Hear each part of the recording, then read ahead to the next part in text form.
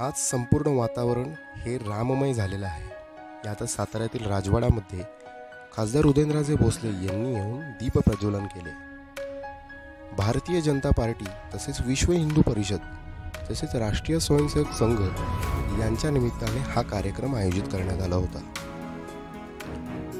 1 लाख दिवे लावण्याचा कार्यक्रम हा यावेळेस आयोजित करण्यात आला होता. यामध्ये अनेक नागरिकांनी सहभाग घेतला होता. खासदार उदयनराजे भोसले यांच्या हस्ते प्रभू श्रीरामांची आरती करण्यात आली.